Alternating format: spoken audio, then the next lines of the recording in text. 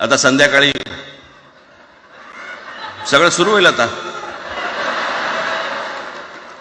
काय वाटतं, काय दोघांची बॉडी लँग्वेज कशी होती?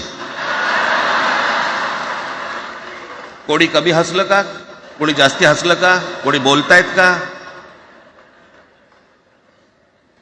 आपल्याकडे मूळ विषय सोडून इतर गोष्टींमध्येच फार रस असतो अनेकांना.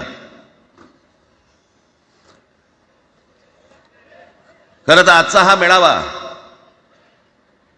मोर्चालाही तीच घोषणा होती, आजच्या मेळाव्यालाही तीच घोषणा आहे की कुठचाही झेंडा नाही, मराठी हाच अजेंडा.